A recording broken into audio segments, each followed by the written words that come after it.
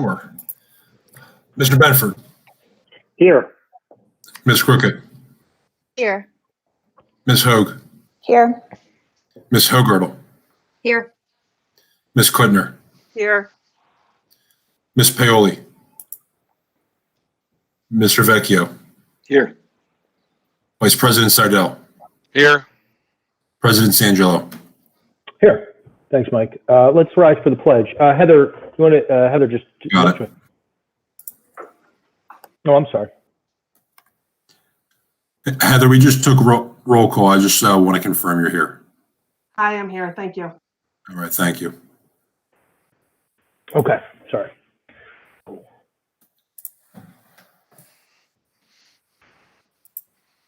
I pledge allegiance to the flag of the United States of America and to the republic for which it stands, one nation, under God, indivisible, with liberty and justice for all. All right.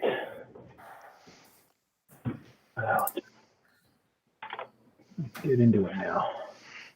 We've been proving it. Mike, can you read the statement of open public meetings? Yep. Public notice of this meeting pursuant to the Open Public Meetings Act has been given by the Superintendent of Schools in the following manner. On January 10th, 2020, notice of this meeting was posted on the interior of the school administration offices, 1 Lincoln Avenue, Haddonfield. Written notice was submitted and filed with the Haddonfield Borough Clerk, and notices were faxed to the Courier Post and mailed to the Retrospect newspaper. All right, thank you, Mike. All right. You guys will have to refresh me. I didn't note who we did curriculum. I know, Susan, you did finance. Lynn did policy. Was there anything, any updates for those 3 committees this week that you needed to share before I rush past them? Just speak up if you have an update. Communications and negotiations. So we gave our committee reports last week. Anyone want to jump in? Does anyone have an update on anything? Okay. Chuck. Yes. Good evening, everyone. I have several things to speak to tonight. The first one is, it's going to sound like it's not good news, but it's better than we thought. So we were looking at numbers for next year, and last week or earlier this week, talking with Mike, it looked like we were going to have state aid reduction of about $265,000 going into next year. Around 5 o'clock today, we found out the actual number is really $180,000. So we're being reduced by our state aid. We budgeted for about $180,000 next year. I'm meeting with the principals, Mike, Larry, Tim McFarren, John Miller on Tuesday of next week. We're going to start looking at what that might look like, how that's going to affect what we do with $180,000. It's no small number. I mean, we don't have a budget with $180,000 fluff in there. So we're going to start looking at that. At this point, obviously, everything is on the table, but we will certainly look to prioritize and have this money, find this money as best we can. One of the frustrating things, and I'm going to ask Mike to join in and help me with some of these details. On June 11th, you're going to be transferring money, some of the surplus we have from this year, into different accounts. So we saved money this year on things like substitutes, but that money really doesn't help us out next year. That money helps us out in 2021. I'm sorry, 21-22, excuse me. So that's one of the challenges we have. And that's where you have to wonder, I have to wonder if the government can't say, listen, given the fact we're losing some state aid and you had some savings, can we let them use it next year? And that's the type of stuff I don't have answers to. But, Mike, if you want to jump in and talk about that a little bit, you might help me out. Yeah, and I mean, this is a good refresher for the board to hear this time of year, especially with the end of the fiscal year coming up. So the money you save this year doesn't go into a nice pot of money that we use immediately on July 1st. Where that money goes goes into one of a few places where we want to designate. That goes into excess surplus to use in 2 fiscal years from now budget. Okay, so that's what Chuck was saying about 2021-22 budget. That's where this money goes. It also goes into our reserves, mainly our capital and maintenance reserve that we can designate to put up to a certain amount in each of those reserves. what's happened in the past, obviously not since Chuck and I have been in our positions, the state in the past has cut reserves from districts.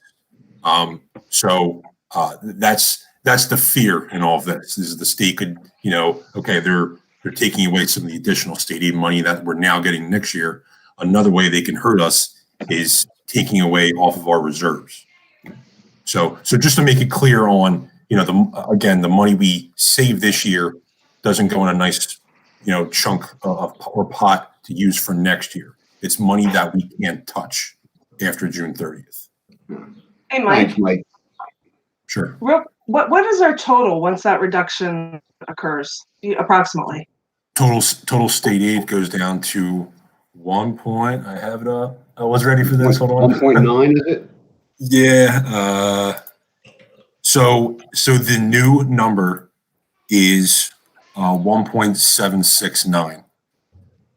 It was originally, back after the governor's budget message, our increased state aid was $264,000, which brought it up to $1.95 million. Now it's $83,000 less, which brings us to 1.7. Thank you. And so that's something more. I mean, Chuck and Mike, I mean, those are, I mean, 180,000. I mean, that's not small dollars. I mean, hearing that, No. it's a little bit scary, but I mean, I think it would be, naive of us, if we were to think that, COVID is going to come and then it's going to hopefully go away and we're going to, remain unscathed. I mean, to me, it's not even going to just be a 1-year blip. I mean, it's likely going to be, taking a hit for, several years. So, I understand, you guys are looking at it, figuring out, how we can maybe address that shortfall, but seems to me like it's going to have to. 22 is going to be really, really hard and I was talking to Neil today, as collecting taxes is becoming more difficult. And, with that people out of work, the state's going to take that hit on income tax and pension payments. And so there really is kind of a cloud hovering there in the future of the calendars. And the 180 is not a small amount. It's not something you simply say, we just won't buy as much paper this year. We're not going to make up $180,000 by buying less paper. Right. There are going to have to be really looks at some deep things we're going to have to look at. Thank you. Go ahead, Jen. God, I just had a clarifying question about the money that we don't spend from this year. I wanted to make sure I understand this. You said that we can't spend it next year, but that it goes into a reserve we could use in like the 21-22 school year. Is that correct? Correct. That's the earliest we could use that money. Is that now? What is the philosophy? I'm sure there's different approaches, but do school districts generally want to spend that on something that you can pay off early, or because we're projecting that our revenue is actually going to go down, or our state aid is going to go down, do we save it for a rainy day and put it away so that we have it? So that's the sort of concept where there's multiple ways we can put our money that ends up as, I'll say, in surplus in various ways. So when we talk about excess surplus, that is money we can use in our operating budget 2 fiscal years from now. When we talk about capital reserve money, the money could stay there for 100 years and save it for capital projects, for maintenance. For the maintenance reserve, it's a little more flexible. You can use it for various projects. It's a lot easier to take out money that way too. But I mean, those are the 3 main areas where Haddonfield, since I've been here, those are the 3 main places we put our money at the end of the year. Thank you. I think any more questions on that before I move on to my next topic? I think one of the words go ahead. I think the word we're starting to. Sorry, Chuck. The only other thing I was going to say there is, I mean, we're calling it a surplus. I mean, but we're coming off the heels of a bond referendum, that was a fraction of the size of, what we were told we actually needed to spend here in Haddonfield, to maintain our buildings and things like that. I mean, if Marlene were on this call, she'd tell you that, our bathrooms are in terrible shape. I understand it's about education first and foremost, but I mean, there are so many other needs that we have. And so when we're kind of referring to it as a surplus number, But in Haddonfield, I don't think surplus actually exists. Despite the fact that somebody look at us as an affluent, district, we just don't get the level of state aid, and we don't have the revenues that some of the other districts have. So I just want to be careful in calling it or referring to it as a surplus. I think, Mike, that's just the name of the account, right? Is that? Yeah, I mean, excess surplus designated for subsequent year. That's the money next year. Excess surplus is 2 years from now. These are just the technical terms for us. Yeah, right. They're the financial terms. It's the right accounting terms. I completely get that. I'm just saying in terms of like the need that Haddonfield has. I don't want there to be some misunderstanding out there that Haddonfield's sitting on some excess funds. Like in Haddonfield, trust me, we have so many needs for those funds. And any reduction in state aid for Haddonfield in particular is felt keenly. So leading the next thing I wanted to talk about, when we talk about following that and moving to the next one, I think the word we want to start trying to define ourselves in the future is agile, right? So we're going to have to look at this budget and be agile and make some adjustments. But also in the future, we're having a really heavy lift right now by our teachers and our staff closing the school year because there's no students here. So stuff like cleaning out desks, collecting textbooks, all of these things are being done differently than they've ever been done before. And it's very complicated with some very complex plans. But we've already started looking at September. And it's a frustrating process to look at September because we don't have so many answers. We have to wait for guidance.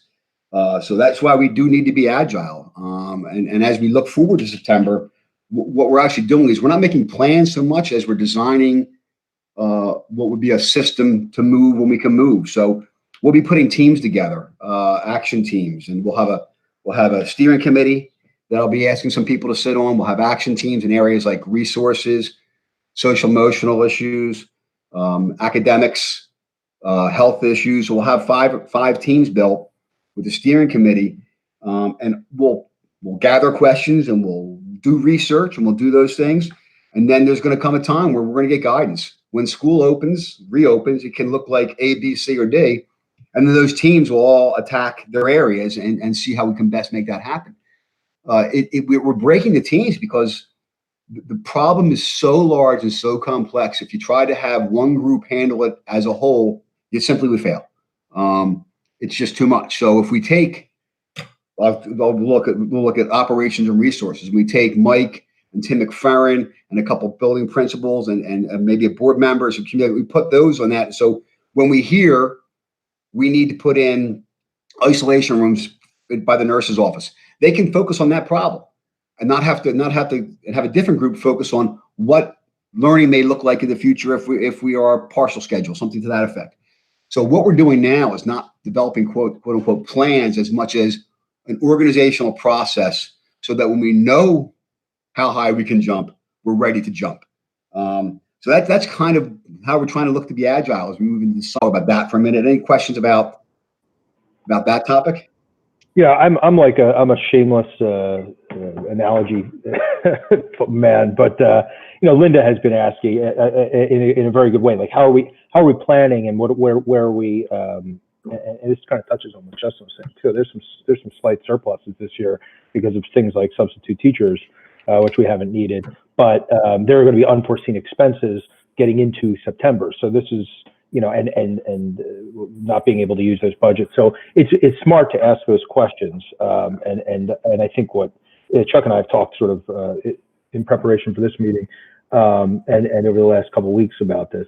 It's in my analogy, it's kind of like we want to build a house, but we don't even know how the property is zoned yet. We don't know what the rules are. So you have to be flexible. So you kind of, what you need, you're going to need these clean spaces, you're going to need some basic, and the nurses and the administrators are all working on this and communicating with teachers in terms of what they're going to need. But we don't, the state obviously is going to set a lot of these rules and a lot of these standards that we're going to have to live by. So Chuck putting these teams together to at least be having forethought, giving these things, contemplating what may be coming, but to have a hard plan would it would almost be a waste of time to have that conversation because it could change on a dime based on what the state comes out and tells us we have to do. but they're ready. I'm happy you're saying this, Chuck, to the board, and I'm happy that I've been privy to some conversations that show that we're actually, putting teams together to contemplate these questions. So, thanks, Chuck. Thanks. And some of those expenses you spoke to, Adam, I mean, some of the money we're not spending right now, we are spending differently, as you said. So Tim and Mike have been searching the world for pumps for hand sanitizer, right? Trying to get those things. We're looking at buying plexiglass dividers for our office staff. And so we're going to buy that now under this year's budget. So some of that money we're not spending on subs is being spent in preparation for next year. In addition to that, we have the CARES Act money, which is, I think, $95,000, Mike.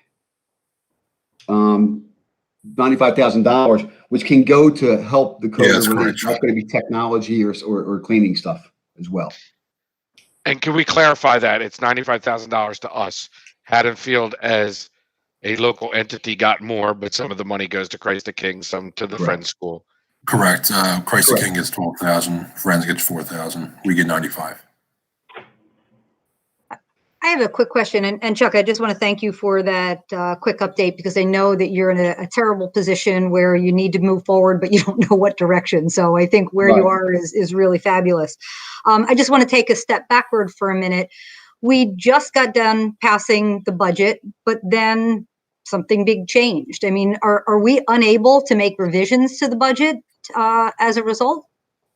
So that guidance still hasn't come out. I don't know how it's going to work. I'm sure it's going to come out within the next month. But I mean, this notice, like Chuck said, that came out at 4:59 p.m. today. So this is them letting us know that this is the decrease we're going to see. How exactly logistically that's going to work is still I don't know how it's going to work. But so, and then to that point, if you're asking me, if I were ruling the state, which I don't want to do, trust me, I would say, okay, we have a very unique situation and we have to make cuts right now to local school, but we know they have surplus money because they weren't getting substitute teachers. Let them use that money next year to make up for what you're losing. I don't know that they'll do that. That might be Chuck logic. That might not work in the world of government and finance, but like they're the type of things I would like to see discussed or come across. Yeah, I mean, it seems like we're losing money. We have a budget that we put forward that's a tight budget. We're losing money on one hand, and we know we're going to have additional expenditures for whatever those rules are. So something's got to give somewhere, and it seems like we need to go back and look at that budget. And I just didn't know whether we have the ability to go back and do that. Mm-hmm. Mike, you could talk to this. I don't think the numbers can change. Maybe how we use those numbers can change. And, that's no. So I mean, we have to amend. This is a budget amendment. We have to amend the budget. So we've got to come up with the change. I mean, that's what we're going to discuss next week. Exactly where the difference is going to be taken from. But I mean, it's probably going to be something that's going to have obviously going to become the board level because we're amending the budget that you just passed last month. So again, I don't know how it's going to work because I've never had to do it before. Okay. Who's doing that advocacy?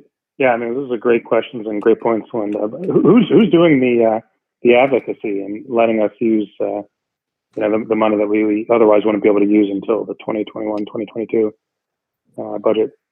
Are other districts doing that, or should we be doing that? I don't have an answer to that, Justin, to be honest with you. That's just me thinking. I know that there's a county check-in and roundtable tomorrow for all the county superintendents, and Gino's going to be filling in for me. So we've submitted some questions, and I'll see that he submits that question too, if that might be a possibility. From there, I don't know the next step in the advocacy for something like that, and that might just be. I can't imagine the only person thinking that. But maybe I am. Right. Okay. I mean, it seems like a good initial plan. Okay, great. We'll feel it out and make sure to hear us. Okay. And in my parade of uplifting news, we got an email about 10 days ago from the Zone PTA, and the topic was the community calendar. The community calendar, as you probably know, is financed by small business and private citizens in Haddonfield. And given the fact that many of the small businesses and private citizens are having difficulty, at this point in time, there's a very good possibility that there will be no community calendar next year. So Adam and I are going to talk with, we've gone back and forth a little bit, but we're trying to nail down a time where we can talk to some zone PTA people about it. I talked to Neil today about it as well. He wants, and his point is the borough, he believes would like to try to help get this going. We would like to try to get this help going if we can. Those of us who've lived in town for a long time have had that hanging on our refrigerators for as long as we've lived in town, probably. But it's not, as I say, we're losing $180,000 in state aid, and the town calendar might cost $15,000 to produce. It would be hard for me to say, I think we should just throw money at the town calendar. Right? I don't know that that's a responsible thing to do at this point in time, given my first thing I spoke about. Hey Chuck, they haven't. My wife's been February for God as long as we've been together, and they haven't asked her for a dime yet. So I don't know. I don't know if they're scaring us or what, but they haven't gone to their tried and trues and even gotten a feeling for it. I know she'd sponsor February again. Right. I'll when we talk, we'll discuss that. But I think their feeling was that they're uncomfortable asking people right now as much as anything else, Dave. I think that's the gist of it, is that then they walk down Kings Highway and they usually get money from Store X, and Store X hasn't been open for 4 months. That's going to be a hard email to send. Can you please put your ad in again this year? Yeah, they haven't asked anyone, Dave. They haven't asked Kate. I mean, so that's what I'm saying. You don't know until you know. Right. So we're having a conversation. Like I said, if we could help them, we'd like to. But we have to see what that looks like. As I said, I talked to Neil today for about an hour about it. The borough would like to help them if they can. So we're brainstorming some things, but time is of the essence, right? I mean, it's June. It's June. And so if the first question would be, if we are able to help you get it done and the borough's helping you get it done, is it still a feasible project to get done by September? And so maybe it comes in a little bit late if they can, but that's a conversation we're having tomorrow. I think they're being very sensitive to, Dave, to your point. I think they're being very sensitive about asking people for money right now. And so I think that plays into this a lot. I didn't realize till I talked to some of them about it. Almost as much money comes from just, I think, private, they call it residential sponsors as business sponsors. So, they get a good chunk of money from that. I think it's a hard ask in their minds right now. Sure, that's the Quaker in them. Quaker roots run deep. Yeah. Another thing to think about, though, guys, is that all of the things that go into the calendar, that has to be, those things are finalized right about now. And so do we know that we're going to have A-B days next year? Do we know that we're going to have, there's so much of that town calendar that could be wrong if it was printed in the next 2 months. So that should be, part of the process as well. As an online version this year, a better solution, because everything's still up in the air. Yes. I mean, that's an excellent point, Linda. I mean, yeah, because you do hang on your wall. If people live by it like I live by it, it is kind of a gospel thing hanging in my office. So,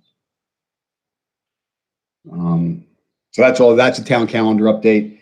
And then finally, my final piece of update will be later on tonight. You're going to be approving to have Dr. Priola's contract for assistant superintendent go forward.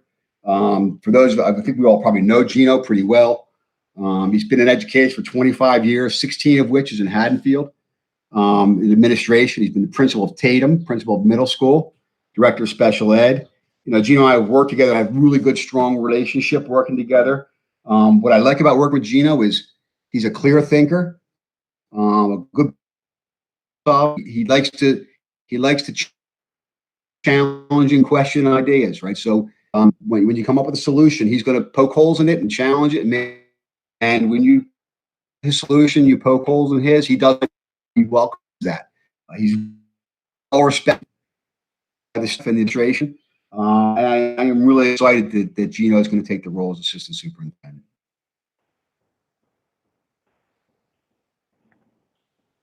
Hello, am I missing? Yeah, it was choppy a little bit. I don't know if it was choppy for everyone else. You came in and out, but I heard everyone. Heard it all. Right. Congratulations, Gino, and thank you. I don't know if he's on the call. I think you're somewhere, isn't his name on here. Yeah. Thank you, everyone. I'm really looking forward to this opportunity and appreciate all the support from the board and really look forward to working very closely with Chuck to continue to move the district forward. So thank you very much. Thanks, Gino. And that's all I have. We have a little write-up that we're going to. Thanks, Chuck. Great. Okay, good.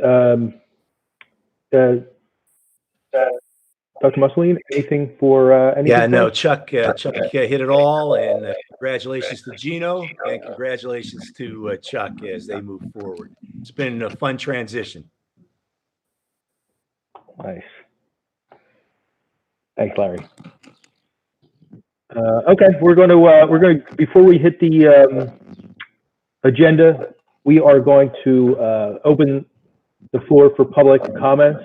These comments can be on agenda items or non-agenda items. Traditionally, during our meetings, we have agenda item topics prior to the agenda being voted on, and then post the agenda we have non-agenda items. But we're going to combine them in the interest of efficiency, given that we're doing this via live broadcast.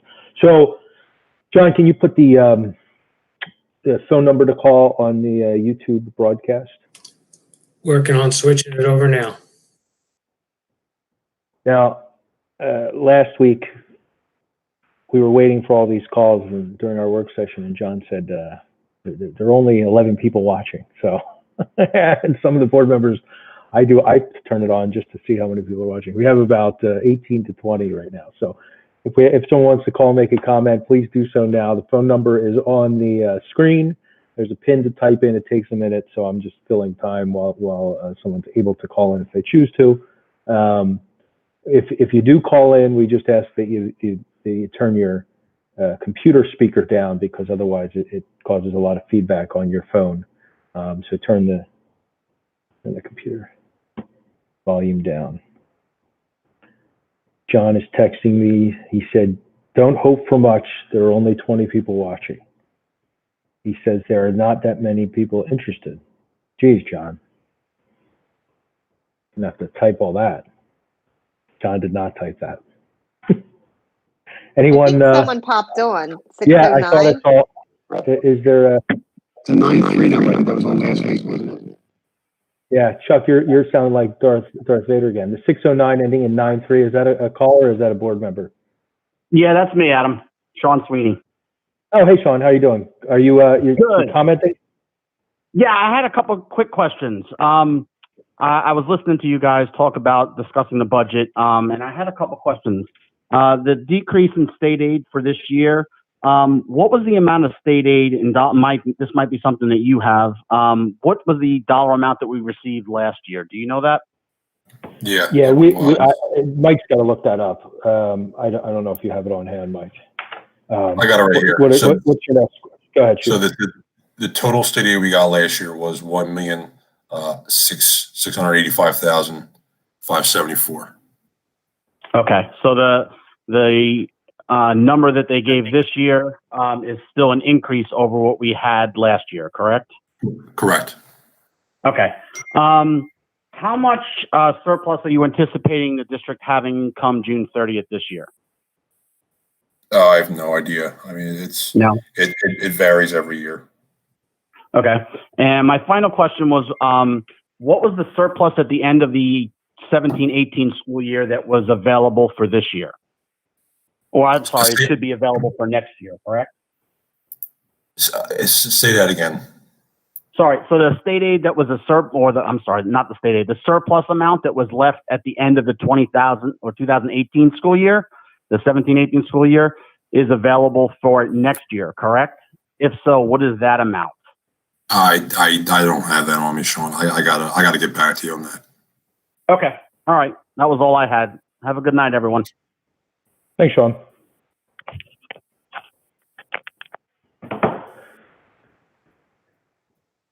Any other calls? Yeah, just Kind of correct reminded me me if of I'm our, wrong, Mike. The amount that was for 17-18 is air handling unit A on the high school C wing. Say that again? I think said he's that I'm saying the amount that was surplus in 17-18 has become the AHU on C wing. Oh, yeah, yeah. That's, Okay. that's how you can think of it, yeah. That's what it Yeah. was. That's what the plan of that surplus. The design of actually saving the money there was to be available for this year to do that project. I'm just Exactly. pointing it out. Surpluses are not necessarily known, but they are planned, and then you hope you have for the projects that you see in the future. Thanks, Dave. Yeah, I don't see any other callers. For the board members who are not on the negotiations committee. Which I'm not, so I felt fine asking and pointing that out. Oh, no, you can. I mean, that's just, these are the kinds of good conversations that we have in negotiations. So you guys can be privy to that, but normally that would be something that would go on in negotiations. So I always like when different committees get to see what goes on other committees you don't sit on. Okay, no other callers, so we'll move through the agenda. All right, let's see. So we're going to start with 10, governance. We have 3 policies. We're having our first reading of policy 2624. We're having regulation 2624, which goes along with the policy, and policy 7243, which is having Mike supervise the construction. We're approving the updated plan for instructional continuity in response to COVID-19. Can we get a motion? I'll move it. David? Second, Tom. Tom seconding. Okay, discussion. We've had a lot of conversation about 2624. We had a big committee that with teachers, administration, public parents, public members of the public, Board of Ed members, students. We've kicked the tires on this, going from 7-point to 10-point scale from pretty much every angle. A huge contribution from our counselors at the high school. Very informative and revealing. Any further questions or discussions about 2624? I wanted to thank Lynn Hogue. Just you put it all together. As chair of policy, I think this policy I'm more comfortable voting on than any policy that wasn't an M from Strauss Esme that we couldn't edit anyway. That I think ever in the 7 years I've been on the board. So thanks, Lynn, for all your work on this. Actually, David, I completely agree with you. Lynn, you and your committee did a great job. I mean, it was so incredibly thorough, and thank you for all your time. I know it was a lot of time to do that. Thanks, guys. I mean, there were lots of people involved, administration and parents and students and teachers and counselors. And so I think we did look at it from every angle. And for me, personally, when we first started talking about it back in January, February, I had my doubts. I wondered if that 7-point scale might make us a little bit more elite than some other schools. But as soon as we started digging into the research and comparing to other districts, and really for me, hearing from Mr. Holman and Ms. McHale about what the feedback from the colleges and how our students will have very likely have more opportunities for admission to colleges of their choice and more opportunities for scholarships. I mean, it feels like a no-brainer. We're supposed to be doing what's in the best interest of our students, and this change feels like it's the right one to me. Thanks, Lynn. Okay. Any other comments, questions? Mike, can you call roll? Ms. Paoli. Yeah. Ms. Hogartle, Yes. Mr. Bedford, Yes, but I want to clarify. So we're approving B, and on A, it's just the first reading. Correct. Yep. Yes. Thanks. Vice President Seidel, Yes. Mr. Vecchio, Yes. Ms. Crockett, Yes. Ms. Kudner, Yes. Ms. Hoag, Yes. President Sandrillo. Yes. Okay, great. Number 11, curriculum and special ed. We're doing field trips, or approving field trips, conferences, travel, and overnight field trips. Approving Dr. Sarah Allen to provide evaluations. It's a rate sheet for those evaluations. We're going to pay some teachers to administer the gifted and talented assessment during the summer. We have a specific student which needs support. We're approving Brett Denovi and Associates to offer behavioral interventions. We're approving a math program change committee. I think it's the one on there is an AP seminar that we have to have. So if it's remote, she'll attend remotely. But at this point in time, they were planning on holding in person. But the plan is if it goes remote, then she'll just attend remotely. Okay, thanks. You're welcome. Other questions, comments? Okay, Mike, can you call roll? Ms. Hogartle, Yes. Mr. Bedford, Yes. Vice President Seidel, Yes. Mr. Vecchio, Yes. Ms. Crockett, Yes. Ms. Kudner, Yes. Ms. Hoag, Yes. Ms. Paoli, Yes. President Sandrillo. Yes. Okay, personnel, we're approving the new personnel transfers, salary upgrades, mentoring, extracurricular coaching, and leaves of absences and resignations. We are approving Angela Marcello to work extra hours to finalize scholarships. We're going to approve the school nurse to clear student athletes for the summer, for this fall, and approving the contract to go for Dr. Priolo to go to the Camden County Superintendent for approval. Can we get a motion? Motion, Justin. Second, Linda.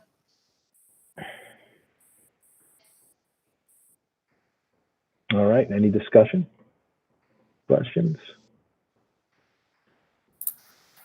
All right, we have, one second. Mike, do you want to take the call roll? Mr. Bedford, Yes. Vice President Seidel, Yes, and congratulations, Ms. Murphy, on your master's degree. Mr. Vecchio, Yes. Ms. Crockett, Yes. Ms. Kudner, Yes. Ms. Hoag, Yes. Ms. Paoli, Yes. Ms. Hogartle, Yes. President Sandrillo. Yes. Okay. We are going to approve business and finance recommendations, a new contract with Advocate for custodial management monitoring, approve computer solutions for HR and payroll, approve a tuition reimbursement for a student. I'm sorry, for a number of employees who have been continuing their learning. We're going to dispose of the HMHS weight room equipment. Kenny Group Practice, we're rehiring the school physician. Professional medical staffing to do substitute nursing. EDS, Educational Data Services, to maintain licensing. Tax payments from the Tavistock Borough to Haddonfield. Approval of the weight room flooring installation, approval of the weight room equipment, the new weight room equipment, approval for maintenance and automation control systems, payment of bills, budget transfers, the board secretary report, and the cash summary report. Can we get a motion? So moved. I move. Second. Oh, David, give it to Jamie? Jamie. I'll take the second. I tried. You're faster than I am. Okay, any discussion? Can you describe how you're going to dispose of the HMHS weight room equipment? Anybody? Sell them on gov deals. What'd you say? We sell them on gov deals. Okay. The gov disposal. Yeah, gov deals. It's a platform to bid items that because we can't scrap things. We have to. Yeah, that's the most common way to get rid of them. So. Okay. So you'll see a bunch of that stuff on gov deals soon. Yeah. I actually So we've actually sold it all, right? Haven't we already sold it all? We've already basically sold this all, and they're currently leaving. We sold it's over $14,000 of this old rusty weight room equipment. All I'll say is, when Rocky trained in the sweaty gym in the meatpacking plant, he won, and when he trained in that beautiful ballroom, Clubber Lang beat him. I'm just saying.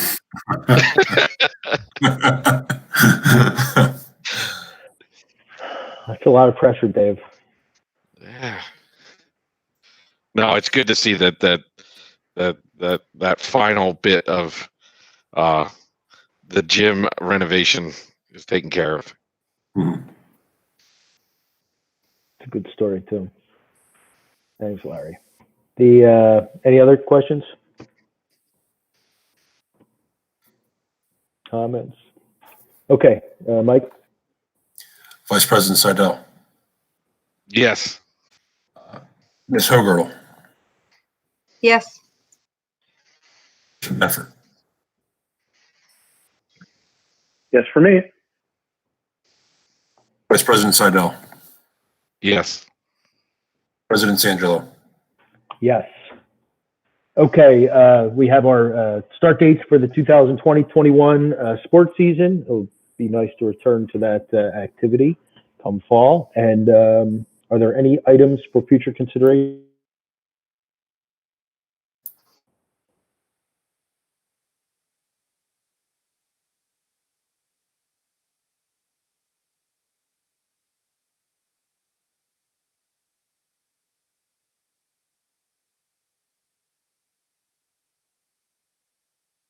For being here, we're going to motion to go into exec. We have a quick, we're going to just go into exec to discuss salary or personnel and salary, Mr. Klaus's contract. Can anyone motion to go in? Motion. Jamie motions to go to exec for the purpose of discussing. Second. And Linda seconds. Great. All right. Thanks. I'll see you on the exec meeting. Thanks, folks, for tuning in. And thanks, everyone, for being here. John, for hooking this up. Different administrators for being here. Gino, thanks for being here.